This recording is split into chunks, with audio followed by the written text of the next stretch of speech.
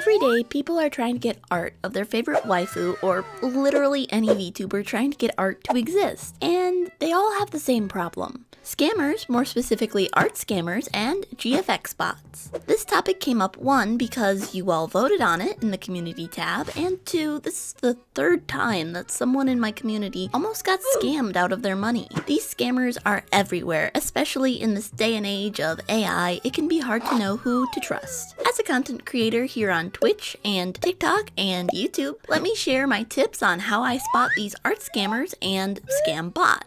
Stick around to the end and I'll be giving you some of my personal art recommendations. First, let's get the basics down. When I say scammer or GFX bot, what exactly do I mean? A GFX bot, or graphic design and effects bot, is a scammer who uses a bot or seemingly bot accounts to advertise. These scammers often promise a quality they cannot provide, sell other artists' work, or even use AI under the guise of being done by a human. So how do we spot them? I have a checklist I go through to determine if someone is more likely to be legit. These items are: 1.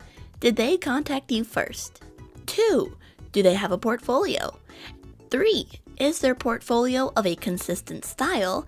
And lastly, 4. How are they handling payment and deliveries? Now, there are also some tricks to help spot AI, however, that's a bit more difficult and probably deserves its own video. That being said, let me know in the comments below if that's something you'd be interested in. Let's get started on our first item on our checklist. Did they contact you first? Outside of basic bot behavior of DMing messages like, "Hi, how are you? Can we chat?" or "I have a question for you," the other way is that they will respond to your content, specifically looking at VTubers. Now, this is the most prolific on Twitter.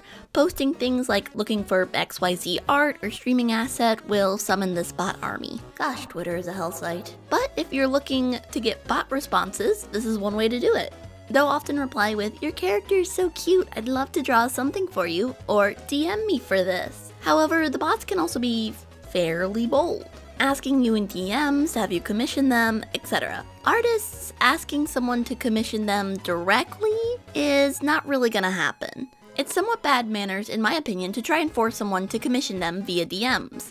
This is the most prevalent and most likely to be a scam. That's why it's first on our list. Unless you specifically asked for people to promo themselves to you, they shouldn't be going to DMs or comments asking you to commission them. That's some scammy behavior. But let's say you're using Fiverr, VGen, or Twitter, specifically looking for someone to commission. This is our next scammer checkbox: making sure they have a portfolio. This is something that every artist offering commissions will have. Even if a beginner artist is still building a portfolio of what they offer, they will have proof of their work. Just recently, one of my community members was approached by a supposed artist, and their profile had almost nothing on it besides a random picture with some leaves and hashtags trying to farm for user interaction. As someone who has been filtering out scammers for a while, I was not surprised when the art provided was of very poor quality and almost looked traced from another VTuber's model art. If there's no portfolio of art or something similar to what you're getting, or proof that they have skills that they are advertising, don't buy from them. Am I saying everyone with a portfolio is trustworthy though? No, which is why we have checkbox 3. Is their portfolio consistent? Disclaimer, I know that real artists can have inconsistency in their style. I know I do when I try to draw something. However, when it comes to these scammers, there is a visible, jarring difference. Also good to remember, a scammer doesn't just mean you won't get any art at all. It also means you don't get the quality of what you pay for and what's advertised. Easy to spot, scammers will even use popular VTuber models to advertise. There have been instances of Iron Mouse VTuber models or HoloLive girls being posted as if the scammer drew them. Obviously those models are easy to spot, but in general, consistency between art pieces is a good sign that someone is legit. One way I check this is on Fiverr to compare the portfolio for the service to the customer reviews. Oftentimes, people can share what they got from an artist if they have purchased something. Now, if they filled their portfolio with stolen artwork of the same style, it's gonna be consistent.